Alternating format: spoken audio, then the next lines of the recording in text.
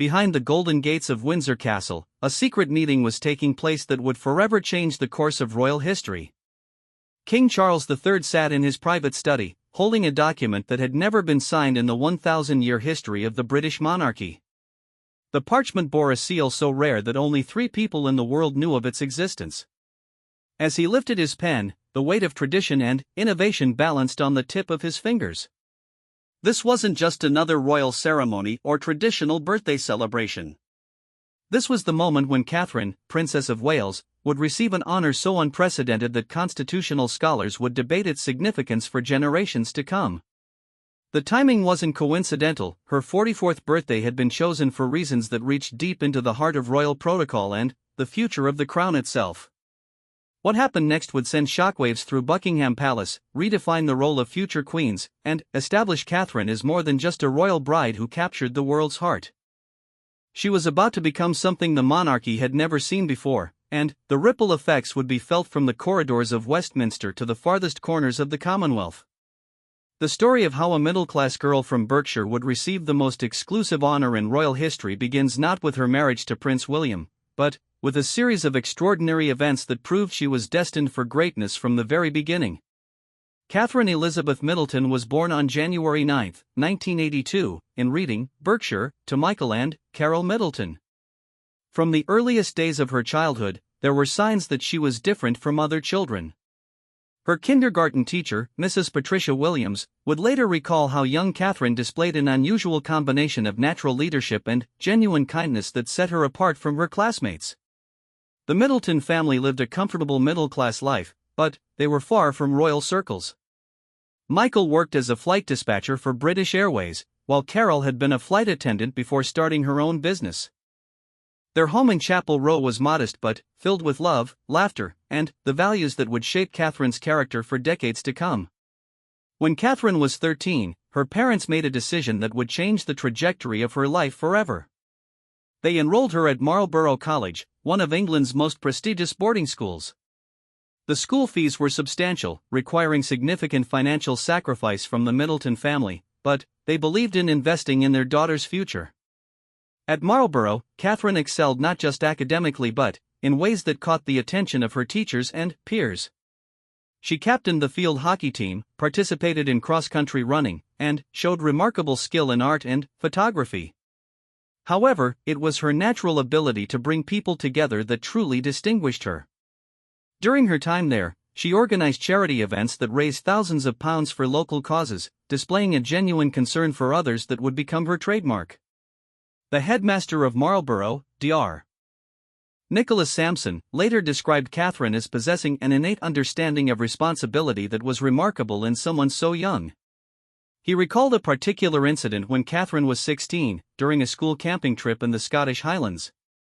A younger student had become separated from the group during a hiking expedition. While others panicked, Catherine took charge of the search effort, organizing students into teams and maintaining calm until the child was found safe several hours later. After completing her A-levels with excellent grades, Catherine took a gap year that would prove pivotal in shaping her worldview. She spent several months in Florence, Italy, studying Italian and art history. The experience of living independently in a foreign country, navigating different cultures and languages, gave her a confidence and sophistication that would serve her well in her future role. During her time in Florence, Catherine lived with a host family, the Bernardinis, who owned a small art gallery near the Ponte Vecchio. Signora Elena Bernardini became like a second mother to Catherine, teaching her not just about Italian culture but about the importance of preserving traditions while embracing change. Years later, Signora Bernardini would say that Catherine possessed una saggezza antica, an old soul's wisdom, even as a teenager. The second part of Catherine's gap year took her to Chile, where she participated in a Raleigh International expedition. For 10 weeks, she lived in basic conditions, helping to build facilities for underprivileged communities and working on environmental conservation projects. The experience was transformative. Living without the comforts of home, working alongside people from completely different backgrounds, and seeing real poverty firsthand gave Catherine a perspective that would influence her approach to royal duties years later. Her team leader in Chile, James Morrison, remembered Catherine as someone who never complained, despite the challenging conditions. "We were sleeping in tents, washing in cold streams, and working in difficult terrain," he recalled. Catherine never once grumbled. More than that, she was always the first to volunteer for the hardest jobs and the last to accept praise for her work. One particular evening in Chile became legendary among her fellow volunteers. They had been working all day in intense heat, building a playground for a local school. When they returned to camp exhausted, they discovered their water supply had been contaminated. With no clean water for cooking or drinking, the situation was becoming desperate. Catherine remembered seeing a small village about 2 miles away during their morning walk. Without hesitation, she volunteered to hike there alone to ask for help. The village leader, Don Carlos, was initially suspicious of the young British woman who appeared at his door speaking broken Spanish. But Catherine's genuine demeanor and her obvious concern for her team quickly won him over. Not only did he provide clean water, but he invited the entire expedition team to share dinner with his family the following evening. That dinner became a celebration of friendship across cultures, with Catherine serving as the bridge between two very different worlds. When Catherine returned to England in September 2001, she was a changed person. The experiences in Italy and Chile had given her a global perspective and a deep understanding of her own privileges and responsibilities. Her parents noticed the change immediately. She carried herself with a new confidence and spoke with passion about the importance of service to others. The decision to study history of art at the University of St Andrews in Scotland seemed natural given her interests and experiences. However, Catherine's parents had concerns about sending their daughter so far from home. Scotland felt like a foreign country to the Middletons, and they worried about Catherine's safety and well-being. Catherine reassured them with a maturity that surprised even her. "This is my chance to become the person I'm meant to be," she told them during a family dinner in August 2001. "I need to learn to stand on my own, to make my own decisions, and to discover what I'm truly capable of." Her younger sister Pippa would later describe this conversation as the moment she realized Catherine was destined for something extraordinary. The journey to St Andrews in September 2001 was both exciting and nerve-wracking. Catherine traveled by train, watching the English countryside give way to the dramatic landscapes of Scotland. As the train pulled into the station, she had no idea that her life was about to intersect with the future King of England in the most unexpected way. Her first days at St Andrews were typical of any university freshman experience. She struggled to find her lecture halls, worried about making friends, and felt homesick despite her earlier confidence. Her accommodation in St Salvator's Hall was basic but comfortable, and her roommates were a diverse group of young women from around the world. Catherine's natural warmth and genuine interest in others quickly made her popular among her peers. She joined the University Art Society and signed up for various sports teams. Her room became a gathering place for friends, partly because of her talent for creating a welcoming atmosphere but also because of her remarkable ability to listen and offer thoughtful advice. During her first month at university, Catherine encountered several challenges that tested her resilience. The academic workload was more demanding than she had expected, and she struggled initially with some aspects of her art history courses.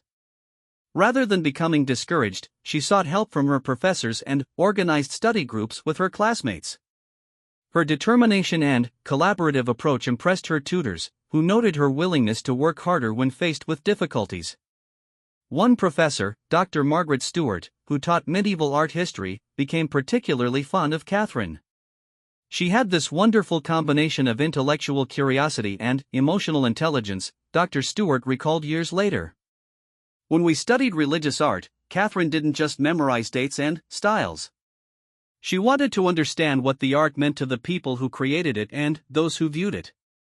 She had an innate understanding that art is about human connection." As the semester progressed, Catherine began to feel truly at home at St Andrews. She discovered a love for Scottish culture and history, often spending weekends exploring nearby castles and historical sites.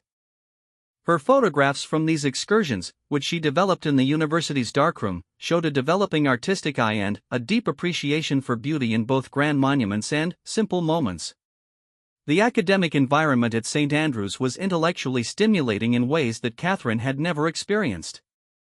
Class discussions were passionate and wide-ranging, covering not just artistic techniques and historical contexts but philosophical questions about the role of art in society. Catherine found herself particularly drawn to discussions about how art could be used to bring about social change and bridge cultural divides. Her professors began to notice that Catherine had a unique perspective on many topics. While her classmates often approached art history from a purely academic standpoint, Catherine consistently brought a humanitarian element to her analysis. When studying Renaissance portraits, for example, she was fascinated not just by the painting techniques but by what the portraits revealed about social hierarchies and the lives of ordinary people in the background. This approach extended to her involvement in university societies and activities. Catherine joined several charitable organizations on campus, but she wasn't content to simply attend meetings or write checks.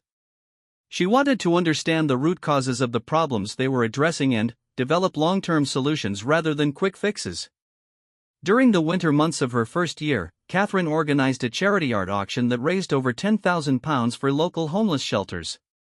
What made the event special wasn't just the money raised but the way Catherine brought together students, local artists, and community leaders. She personally visited each potential donor, not just asking for contributions but learning about their own experiences and perspectives. The auction took place in the university's oldest hall, with Catherine serving as both organizer and auctioneer. Her natural charisma and genuine enthusiasm for each piece being sold created an atmosphere of excitement and purpose. Local newspaper coverage of the event described Catherine as having a rare combination of grace and determination that inspired everyone around her. As winter turned to spring, Catherine had established herself as one of the most respected students in her year. Her professors appreciated her academic dedication and unique insights, while her peers valued her friendship and leadership. She had successfully navigated the transition from home to university life, proving to herself and others that she could thrive in challenging new environments. However, Catherine remained humble about her achievements. In letters home to her parents, she wrote more about her classmates' accomplishments than her own.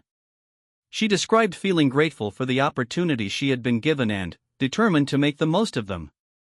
Her parents could sense from her letters that their daughter was growing in confidence and wisdom with each passing month. The foundation for Catherine's future role was being laid during these crucial months at St. Andrews. The leadership skills, cultural awareness, and genuine concern for others that would later define her as Princess of Wales were all being developed and refined through her university experiences. She was learning to balance multiple responsibilities while maintaining her core values of kindness and service. As her first year at St. Andrews drew to a close, Catherine reflected on how much she had grown and changed.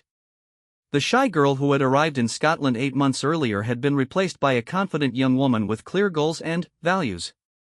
She had discovered not just her academic interests but her passion for using her talents and privileges to help others. The stage was set for the next chapter of Catherine's life, though she had no idea how dramatically her world was about to change. The qualities that had made her successful at Marlborough and during her gap year, and that were now flowering at St. Andrews, would soon be tested in ways she could never have imagined. But the foundation had been built strong and true, preparing her for whatever lay ahead. The autumn of 2001 brought new excitement to St. Andrews as second-year students returned to campus. Among them was Prince William, who had decided to continue his studies after taking a gap year following his first year. The prince's presence at the university had initially caused quite a stir, but by his second year, students had largely adapted to having a member of the royal family among them. Catherine was beginning her second year with renewed confidence and clear academic goals. She had chosen to focus her studies on Italian Renaissance art, inspired partly by her gap year experiences in Florence. Her professors had noted her exceptional analytical skills and her ability to see connections between artistic movements and social changes. The first time Catherine and William were in the same room together was during a lecture on Baroque art in Professor Hamilton's class. Catherine arrived early, as was her habit, and chose a seat in the third row where she could see the slides clearly. William entered just as the lecture was beginning, accompanied by his security detail, and took a seat several rows behind her. During that first lecture together, neither paid particular attention to the other. Catherine was completely absorbed in taking notes, occasionally raising her hand to ask thoughtful questions that impressed both the professor and her classmates.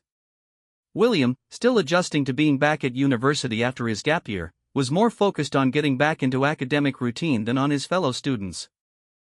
Their first actual interaction came 3 weeks later during a seminar on art patronage in Renaissance Italy.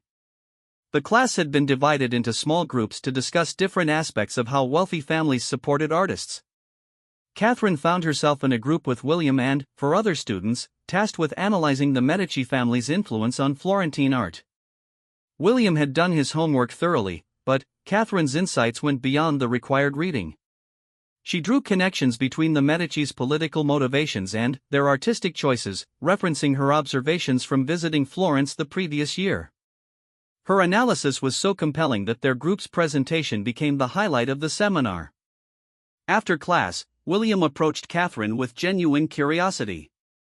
"You mentioned visiting the Medici chapels in Florence," he said. "What was that experience like?" The conversation that followed lasted over an hour as they walked across campus.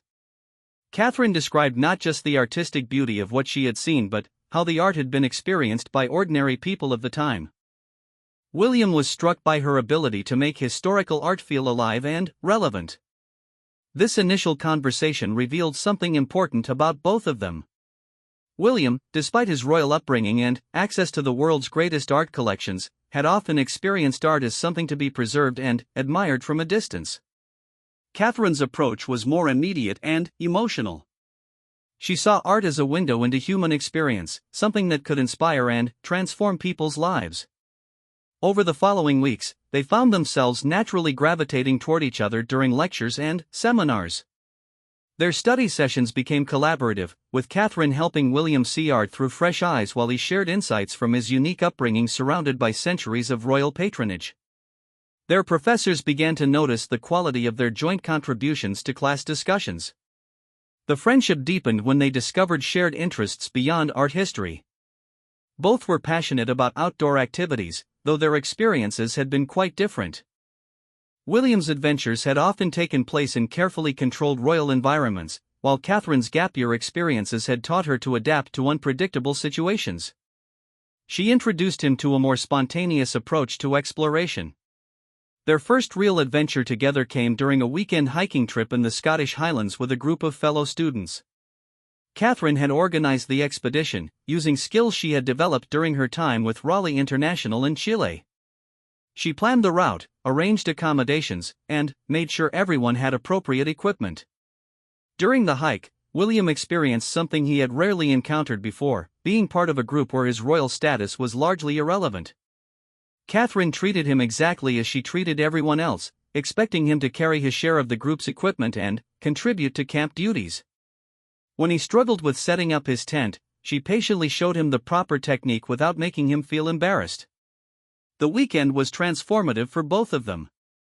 William discovered the joy of genuine friendship based on shared interests rather than royal protocol. Catherine learned that beneath the royal title was a young man searching for his own identity and purpose, just like any other university student. The easy camaraderie they developed during those days in the mountains became the foundation of their relationship. Back at university, their friendship continued to flourish. They began studying together regularly, meeting in the library or in one of the common areas of their halls of residence. Catherine's friends noticed that she remained completely natural around William, neither impressed by his status nor intimidated by it. This authenticity was something William found refreshing and rare. Their mutual friends began to sense that something special was developing between Catherine and William. Sarah Henderson, one of Catherine's closest friends at university, later recalled, "You could see they genuinely enjoyed each other's company. They would laugh together in a way that seemed completely unguarded. Catherine never acted differently around William than she did with the rest of us." The relationship took on new dimensions as they began exploring Scotland together. Catherine's love of photography led to weekend expeditions where she would capture the dramatic landscapes while William learned to see the countryside through her artistic eye.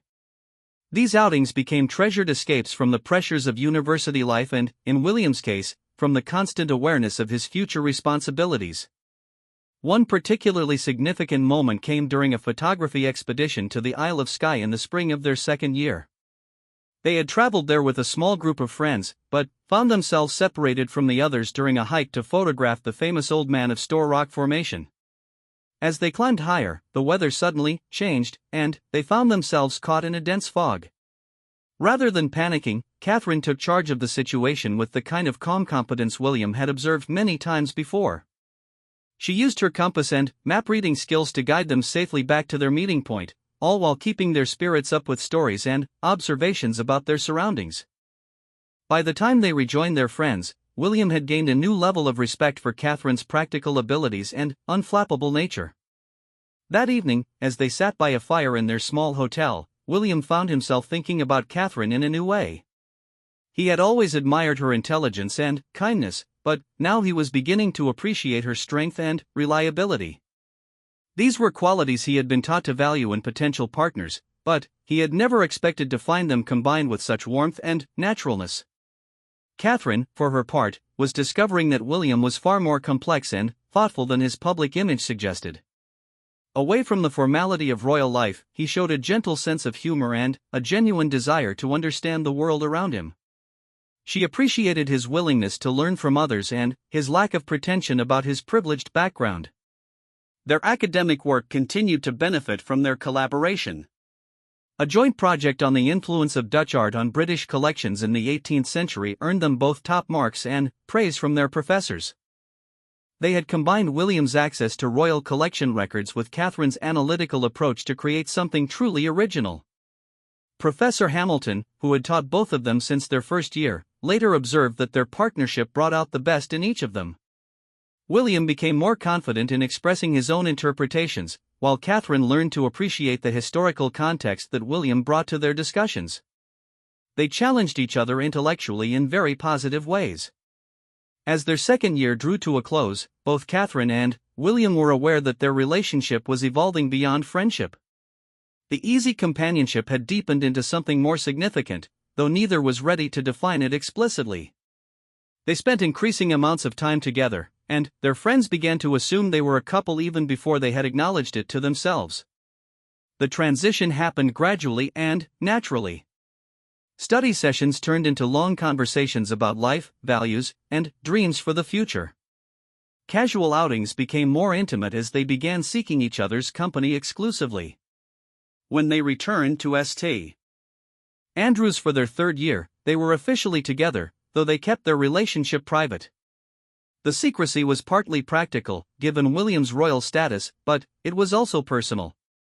Both valued the special quality of their relationship and wanted to protect it from outside scrutiny. Catherine adapted to the need for discretion with characteristic grace, never seeming resentful of the limitations it placed on their social life. Their relationship faced its first real test when news of their romance finally leaked to the press in early 2004. Suddenly, Catherine found herself the subject of intense media attention and speculation.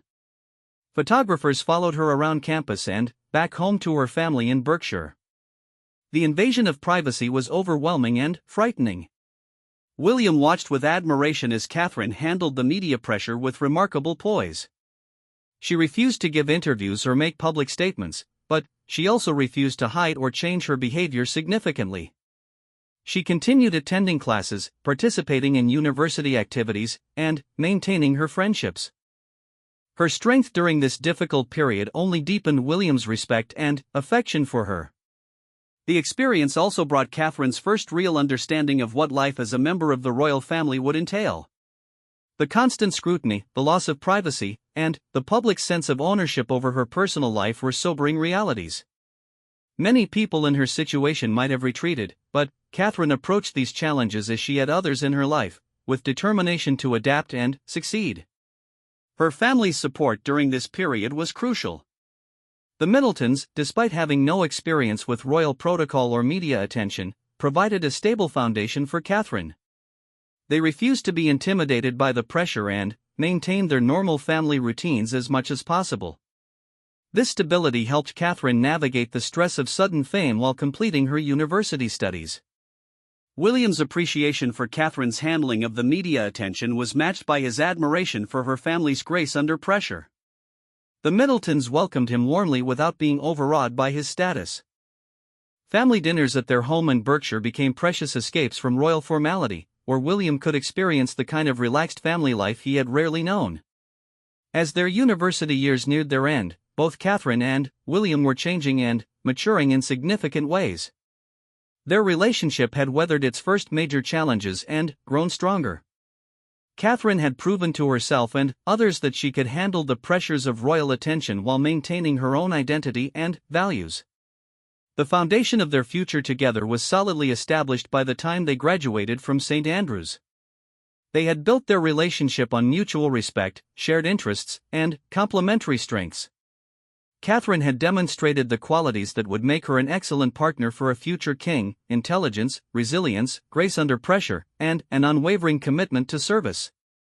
As graduation approached, both were aware that their relationship was entering a new phase. University life had provided a protected environment where they could develop their bond away from the full intensity of royal expectations. Soon, they would need to navigate the more complex realities of William's royal duties and the public's intense interest in their relationship.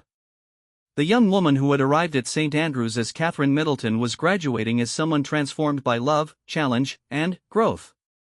The qualities that would eventually make her worthy of unprecedented royal honors were already fully developed. She had proven herself capable of adapting to any situation while maintaining her core values of kindness, service, and authentic human connection. The years following university graduation proved to be among the most challenging in Catherine's life. While her peers were launching careers and settling into adult life, she found herself in an undefined position as the girlfriend of the future King of England. The relationship that had flourished in the protected environment of St. Andrews now faced the full scrutiny of public attention and the complex realities of royal life.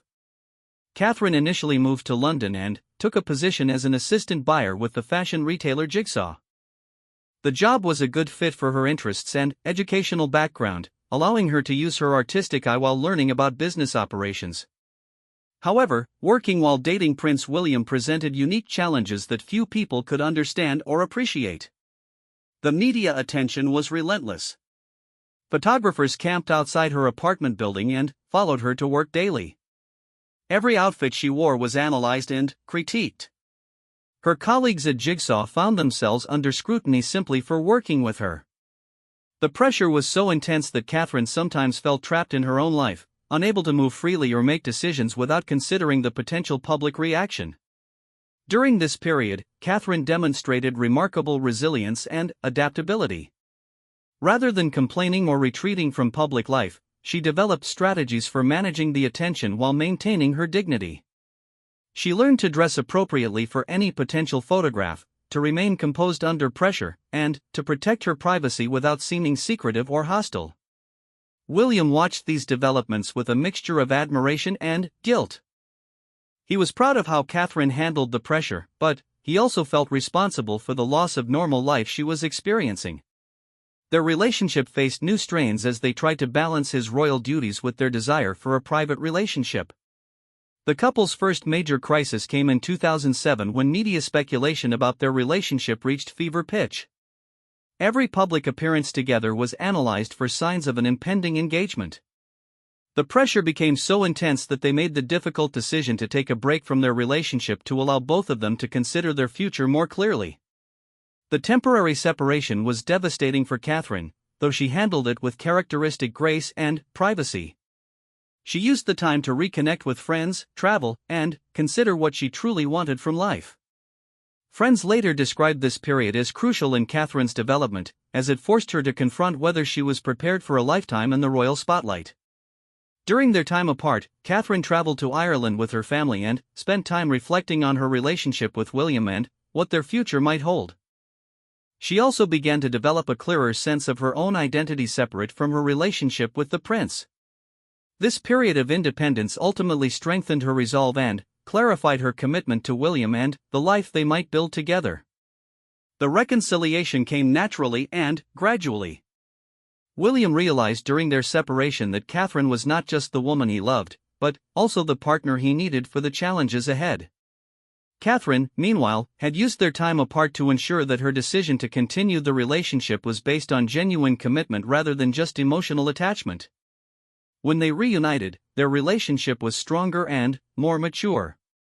Both had grown during their time apart and were now entering the relationship with a clearer understanding of what it would require. Catherine had demonstrated to herself and to William that she could maintain her own identity and strength even under the most difficult circumstances. Following their reconciliation, Catherine made the decision to leave her job at Jigsaw and join her family's business, Party Pieces. This move gave her more flexibility to support William's royal duties while also allowing her to gain valuable business experience. Working with her family also provided a more supportive environment during what continued to be a challenging period. At Party Pieces, Catherine applied the same dedication and attention to detail that had characterized her university work. She took on responsibility for marketing and photography, areas where her artistic background and understanding of visual communication proved invaluable. Under her influence, the company's brand became more sophisticated and appealing to a broader market. Her work at the family business also provided Catherine with important insights into entrepreneurship and business management that would serve her well in her future royal role. She learned about budget management, staff leadership, and the challenges of running a successful company. These practical skills complemented the more traditional accomplishments expected of royal partners. During this period, Catherine also began to take on some unofficial royal duties, accompanying William to certain events and learning the protocols and expectations of royal life. She attended military ceremonies, charity functions, and state occasions, gradually building experience and confidence in these formal settings. Her natural grace and genuine interest in people made her highly effective in these roles. People who met Catherine during this period consistently remarked on her warmth and authenticity. Unlike some royal figures who could seem distant or formal, Catherine had a gift for making people feel comfortable and valued during their interactions. One particularly significant event was Catherine's first Trooping the Colours ceremony in 2008, where she was invited to watch from a balcony at Buckingham Palace. The invitation was seen as a sign that her relationship with William was becoming more serious and that the royal family was beginning to accept her as a future member. Catherine's preparation for this event demonstrated her meticulous approach to royal duties. She researched the history and significance of the ceremony, learned about proper protocol and dress codes, and even practiced walking in formal shoes to ensure she would be comfortable during the long day. Her attention to detail and respect for tradition impressed senior members of the royal household. The Queen herself began to take notice of Catherine during this period. Their first private meeting took place at Balmoral Castle in Scotland, where Catherine was invited to join the royal family for their annual summer holiday. The invitation was significant, as Balmoral represents the most private and personal side of royal life. Catherine's behavior at Balmoral was exemplary. She participated enthusiastically in outdoor activities, showed genuine interest in the estate's history and traditions, and demonstrated the kind of resilience and adaptability that the Queen valued. Most importantly, she never seemed to be performing or trying to impress, but rather appeared to be genuinely enjoying herself and the company of the royal family. During quiet moments at Balmoral, the Queen observed Catherine's interactions with the younger members of the family, particularly her patience and kindness with the children. These qualities, combined with her obvious devotion to William and her grace under public pressure, convinced the Queen that Catherine would be a valuable addition to the royal family. Prince Charles also developed a strong appreciation for Catherine during this period. He was impressed by her intelligence and her genuine interest in his environmental and charitable causes. Catherine's background in art history provided common ground for discussions about architecture, conservation, and cultural preservation. Charles found her to be a thoughtful and engaged conversationalist who brought fresh perspectives to familiar topics. The relationship between Catherine and Prince Harry was particularly important, given the close bond between the two brothers. Harry immediately appreciated Catherine's warmth and humor, and he valued the positive influence she had on William. Catherine's ability to fit seamlessly into the family dynamic while maintaining her own personality was remarkable to those who observed it. As her relationship with the royal family deepened, Catherine also faced increased expectations and scrutiny from the public and media. Every aspect of her behavior was analyzed and compared to previous royal figures. She was expected to be fashionable but not frivolous, approachable but not informal, confident but not presumptuous. Catherine navigated these contradictory expectations with remarkable skill. She developed a personal style that was elegant and appropriate while still reflecting her own personality. Her fashion choices became influential, with items she wore often selling out immediately after her public appearances. However, she was careful to balance high-end pieces with more affordable options, showing sensitivity to economic realities. Her approach to charitable work also began to take shape during this period. Catherine chose to focus on causes related to children, education, and mental health, areas where she felt she could make a genuine contribution. She spent time learning about these issues and visiting organizations working in these fields, often without media attention. One particularly meaningful experience was her visit to a children's hospice in London, where she spent an entire day with patients and their families. The staff were impressed by her natural way with the children and her willingness to engage in difficult conversations about illness and loss. This visit reinforced Catherine's commitment to using her future platform to support vulnerable children. The preparation for her future role also included practical training in royal protocols, public speaking, and official duties. Catherine worked with experienced members of the royal household to learn about everything from proper curtsying techniques to the intricacies of state dinner seating arrangements. She approached this training with the same dedication she had brought to her academic studies. Public speaking was initially challenging for Catherine, as she had limited experience addressing large audiences. However, she worked diligently with speech coaches and gradually developed confidence and skill in this area. Her first major public speech, delivered at a children's charity event in 2009, was well received and demonstrated her growing comfort with public duties. Throughout this period of preparation and growth, Catherine maintained close relationships with her family and friends from before her royal connection. She made conscious efforts to preserve these important relationships despite the challenges posed by her changing circumstances. Her loyalty to longtime friends and her continued closeness with her siblings provided stability and authenticity that grounded her during this transformative period. The Middleton family's support remained crucial throughout these years. Her parents' business success had given them financial independence, which meant they could provide emotional support without any appearance of seeking advantage from Catherine's royal connection.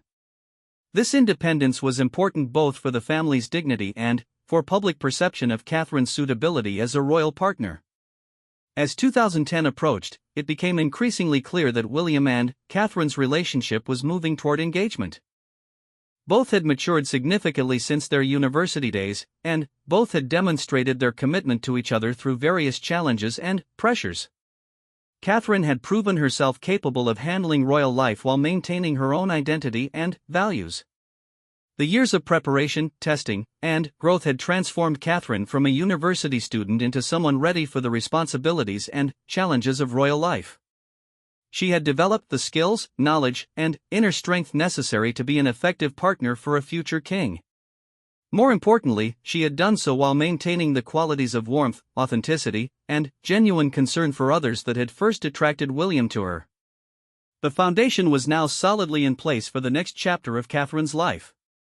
The challenges she had faced and overcome had prepared her for even greater responsibilities ahead.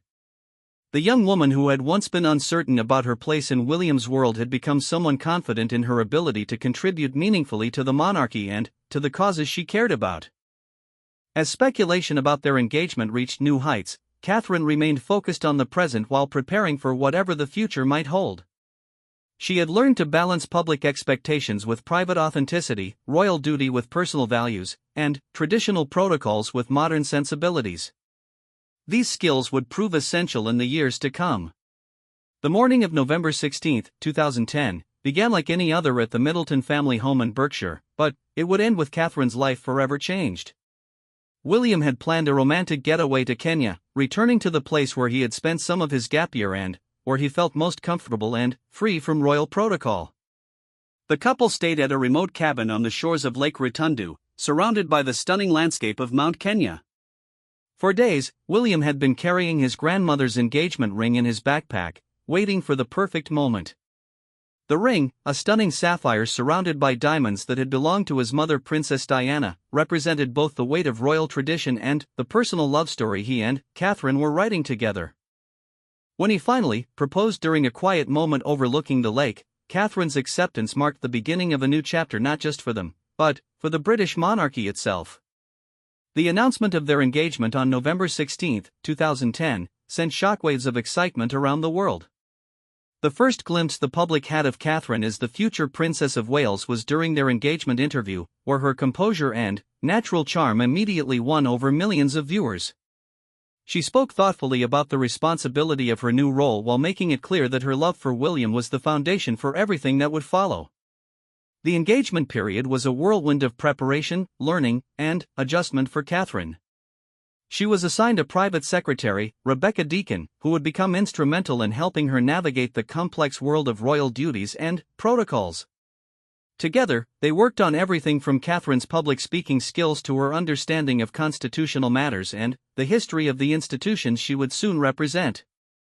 Catherine's preparation included intensive briefings on the Commonwealth, the Church of England, British political systems, and the charitable organizations that would become part of her patronage. She approached each briefing with the same thoroughness she had brought to her university studies, taking detailed notes and asking thoughtful questions that impressed her instructors. The planning of the royal wedding itself became a delicate balance between royal tradition, public expectation, and the couple's personal preferences. Catherine was determined that the ceremony should reflect both the dignity expected of a future queen's wedding and the genuine love story that had brought them to this moment. She worked closely with the Archbishop of Canterbury and royal household staff to ensure every detail was perfect. One of Catherine's most important decisions was her choice of wedding dress designer. After considering several options, she selected Sarah Burton of Alexander McQueen, a choice that reflected her appreciation for British talent and her desire to support emerging designers. The collaboration resulted in a gown that perfectly captured Catherine's elegant yet accessible style, featuring intricate lacework and a design that honored tradition while feeling thoroughly contemporary.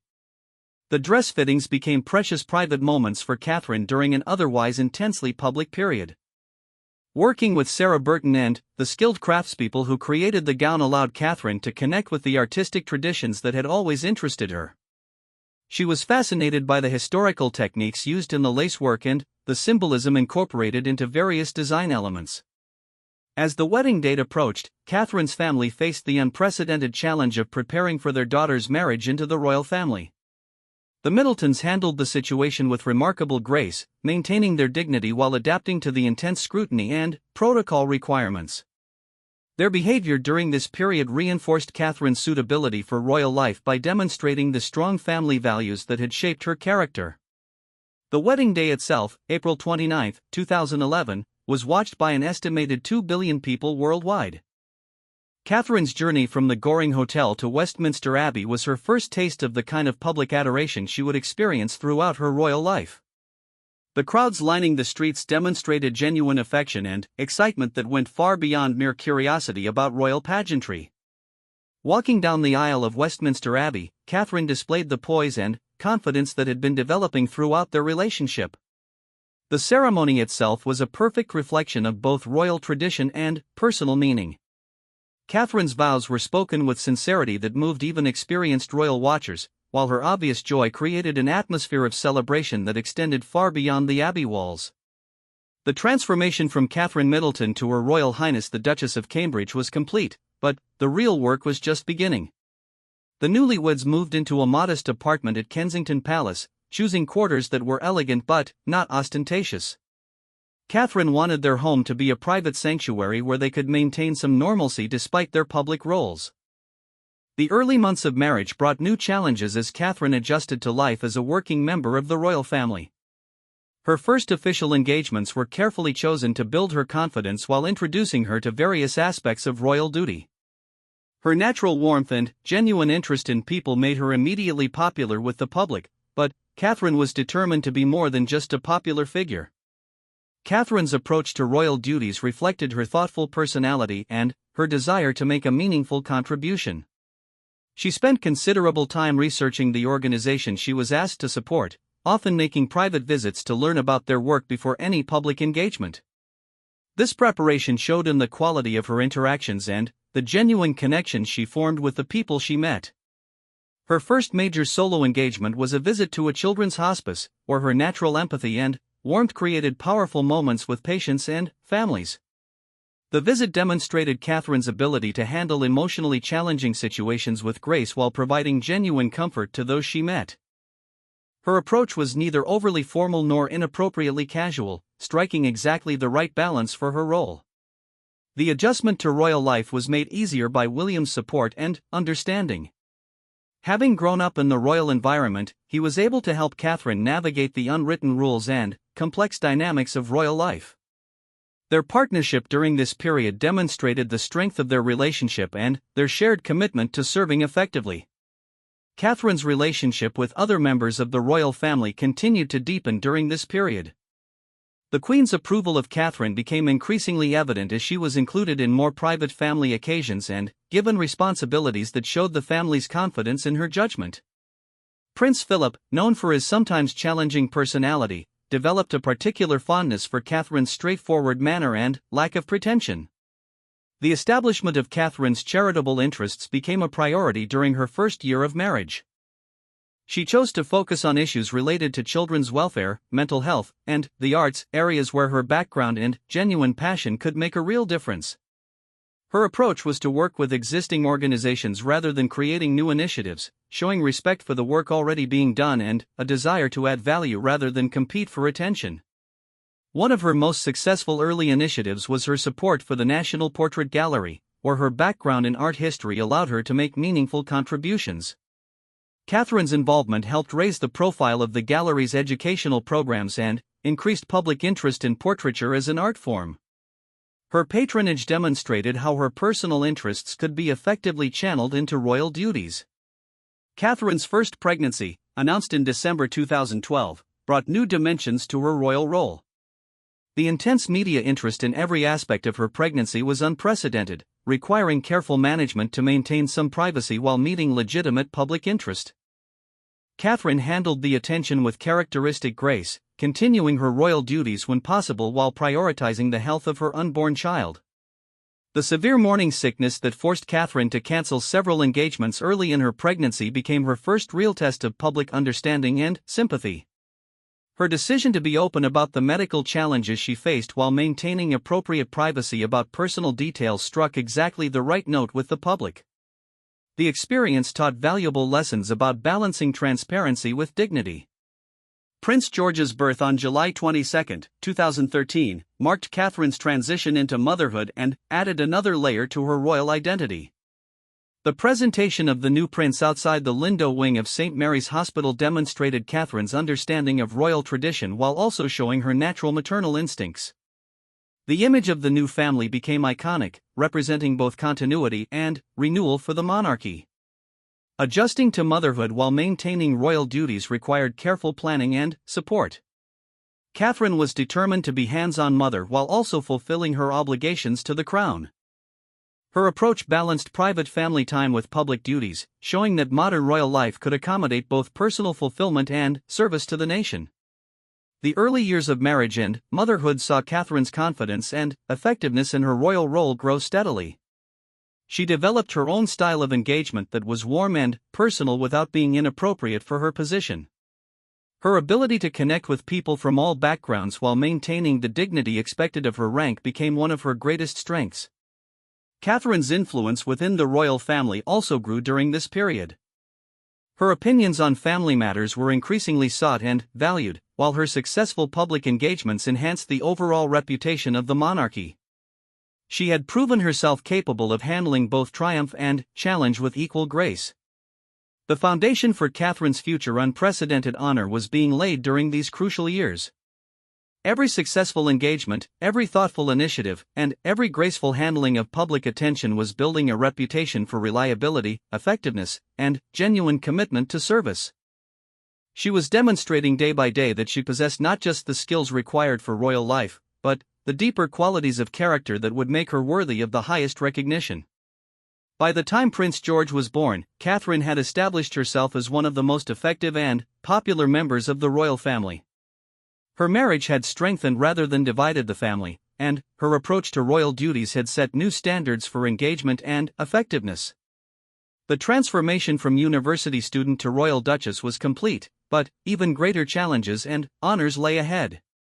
The success of Catherine's early royal years created a platform for the extraordinary recognition that would eventually come. Every challenge met and every duty fulfilled with distinction was proof that the monarchy had gained not just a beautiful and popular princess, but a truly exceptional servant of the crown. The stage was being set for honors that would acknowledge not just her service, but her unique contribution to the future of the royal family itself. As Catherine's fourth year of marriage began, she had no idea that King Charles was already beginning to consider how to appropriately recognize her exceptional contribution to the monarchy. The seeds of her unprecedented 44th birthday honor were being planted through her daily demonstration of the qualities that would make such recognition not just appropriate, but essential for the future of the crown. The year leading up to Catherine's 44th birthday had been extraordinary in ways that even experienced royal watchers could not have predicted. As Princess of Wales, she had transformed the role from a traditional ceremonial position into something dynamic and genuinely impactful. Her work with mental health initiatives, early childhood development, and photography had earned international recognition and measurably improved countless lives. King Charles III had been quietly observing his daughter-in-law's evolution for over a decade. What he witnessed went far beyond successful royal duties or popular public engagements. Catherine had demonstrated a unique combination of strategic intelligence, emotional wisdom, and unwavering dedication that reminded him of the greatest royal figures in British history. More importantly, she had shown an ability to modernize and strengthen the monarchy while respecting its deepest traditions. The idea for Catherine's unprecedented honor had been developing in the king's mind since his coronation. Traditional royal honors, while meaningful, seemed inadequate to recognize someone who had fundamentally changed how the monarchy connected with the people and served the nation. Catherine needed recognition that reflected both her exceptional contributions and the unique role she would play as future queen. The honor King Charles designed was unlike anything in the thousand-year history of the British monarchy. The Order of Royal Excellence would be a completely new distinction, higher in precedence than any existing honor except the crown itself.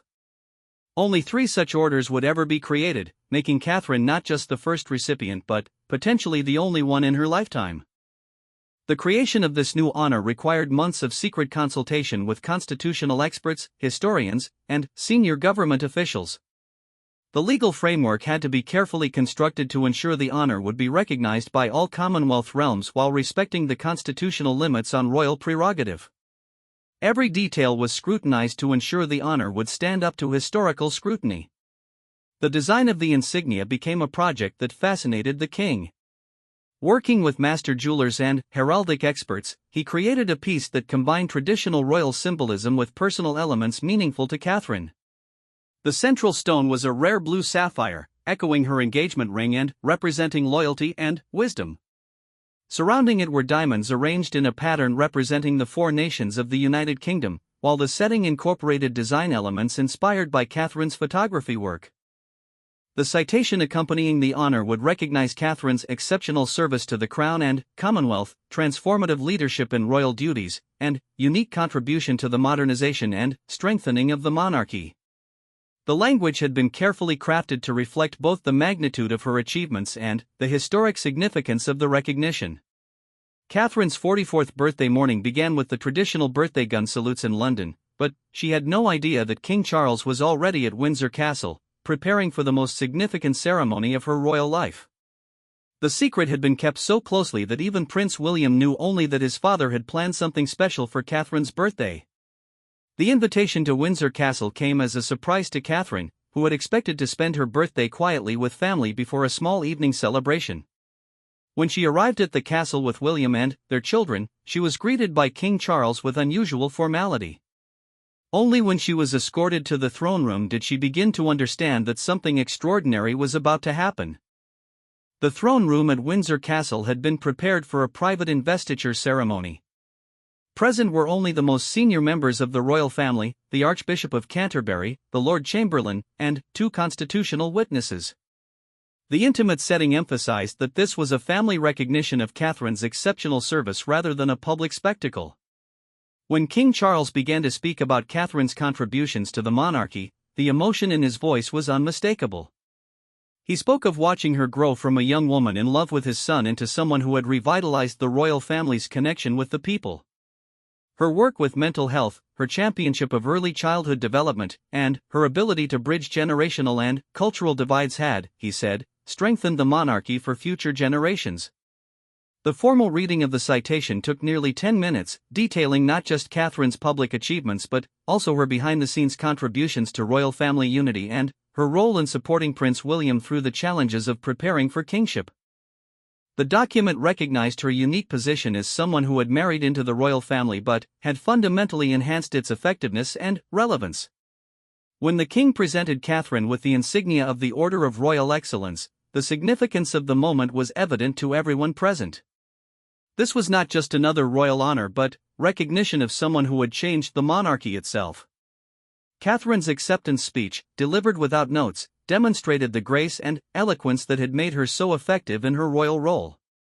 She spoke of feeling humbled by the recognition while acknowledging that her achievements had been possible only because of the support of the royal family and the British people. Her words reflected her understanding that the honor represented not just personal recognition but renewed commitment to serving the Crown and Commonwealth with even greater dedication. The aftermath of the ceremony brought immediate recognition of its historic significance. Constitutional experts noted that the creation of a new order of chivalry was virtually unprecedented in modern times, while royal historians emphasized that no previous Princess of Wales had received such distinctive recognition. The honor elevated Catherine's status within the royal hierarchy to a level that reflected her unique contributions. The public announcement of Catherine's honor, made that evening, generated international coverage and widespread celebration. The careful explanation of the new order's significance helped people understand that this was recognition of exceptional service rather than routine royal ceremony. Public reaction was overwhelmingly positive, with many expressing feeling that Catherine's honor was long overdue. Commonwealth leaders issued statements recognizing the appropriateness of Catherine's honor and its significance for the future of the monarchy. The recognition that someone who had married into the royal family could earn such distinction was seen as evidence of the monarchy's ability to evolve and recognize merit regardless of birth.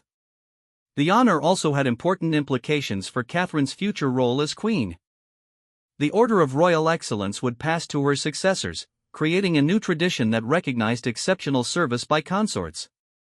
This innovation demonstrated King Charles's understanding that the monarchy's strength came not just from hereditary succession but from the contributions of those who joined the family through marriage. Catherine's response to receiving the honor demonstrated the maturity and wisdom that had earned the recognition in the first place. She immediately began planning how to use her enhanced status to further the causes she championed. Rather than seeing the honor as recognition of past service, she viewed it as an investment in future impact. The design and creation of Catherine's honor had taken over a year of secret planning, involving some of Britain's most skilled craftspeople and artists. The final product was not just a beautiful piece of jewelry but a work of art that represented the evolution of royal traditions. The incorporation of modern design elements alongside traditional symbolism perfectly captured Catherine's role in bridging past and future.